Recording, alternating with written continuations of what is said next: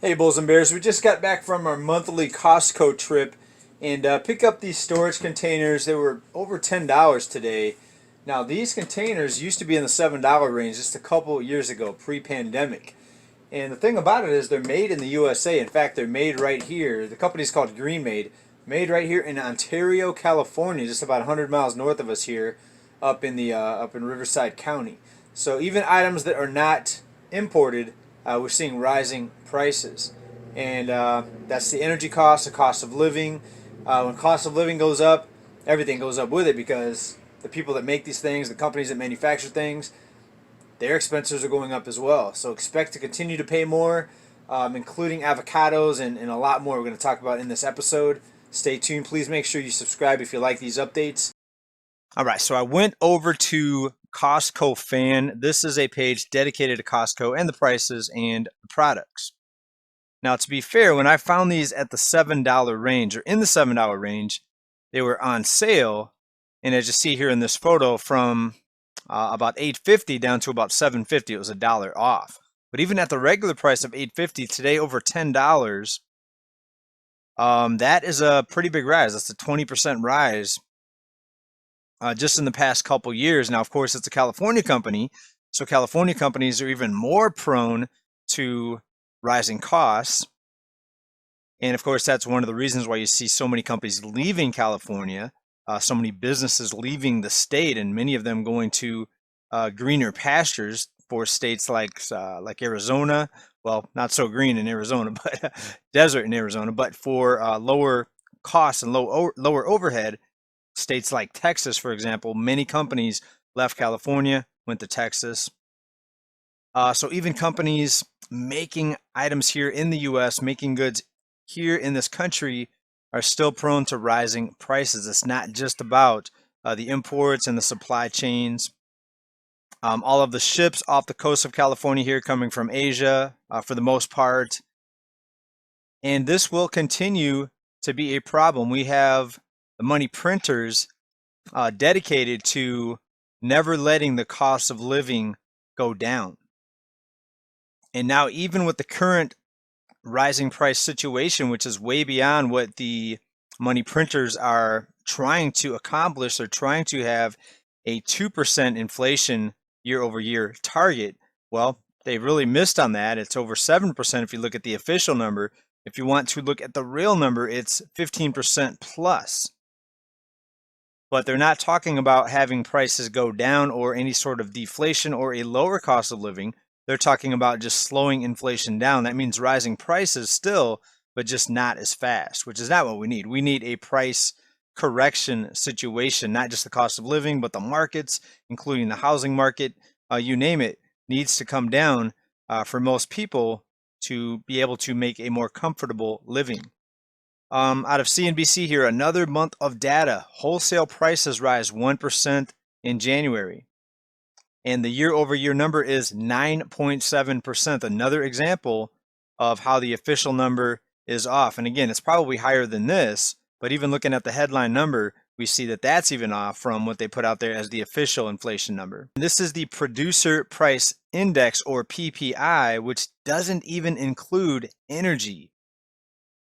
So yes, another example of how even these numbers really do not tell you the true story of this rising cost situation. Now, another month again, another instance of where the real number came in higher than was expected, or higher than the quote unquote experts predicted. Now, these experts seem to be wrong pretty much all the time, but yet they still keep calling them experts. So when people are wrong most of the time, how do they still keep the label of being an expert? Well, please let me know down in comments. And continue to brace and prepare and stock up on goods while you can, because prices are likely going to continue to go higher. Let's talk about avocados. A spat between the US and Mexico threatens an avocado shortage.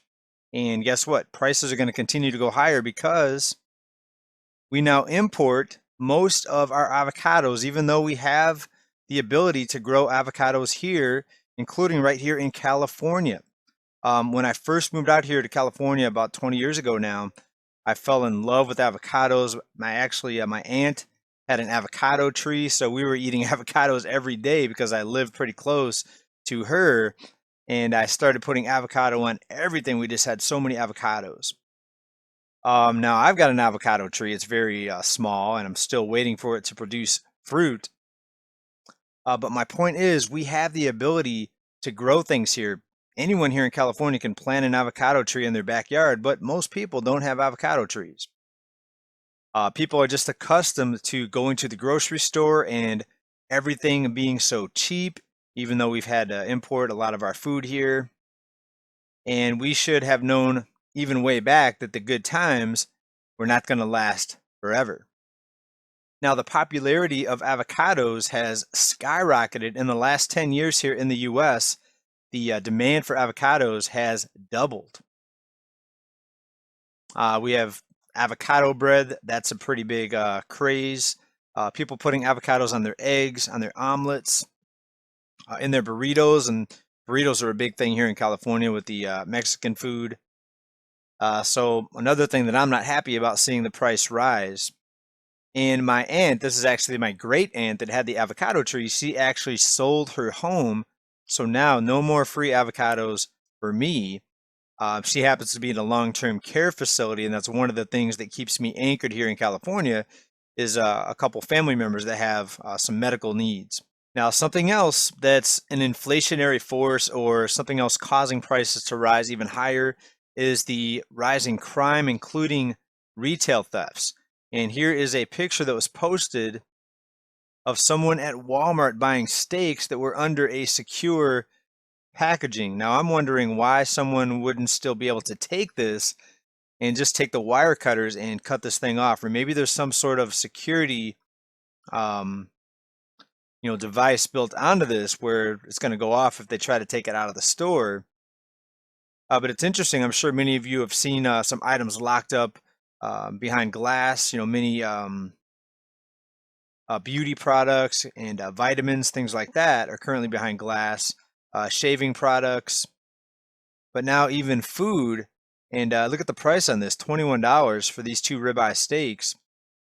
So things are not doing too well when you see food getting wrapped up into wire, chicken wire. Well, I guess I could read the headline to answer that last question here. So yes, it was the mesh wiring had an electronic security tag to prevent theft as crime soars. Now, retailers and department stores, they started locking things behind glass a long time ago for certain items like video games, for example. But now more expensive food items, add those to the list as crime continues to worsen, as poverty continues to rise. Next, let's talk about oil. Oil still over $92 a barrel. And I fully expect oil to go up over $100 and beyond. Now, I think we're going to see some pullback. If you look at the chart here, we see run-ups. Here we saw a run up to $70 in 2018, then a drop back down. And if you look at the paper market, it actually went negative, but now up over $92. I expect it to drop back maybe somewhere in the mid 70s, maybe down to 70, around there. And then it's going to continue to march higher. We'll keep an eye on it, but until then, hold on to your wallets, folks, because things are looking like they're going to continue to go higher in just about all areas that we keep track of here on this channel.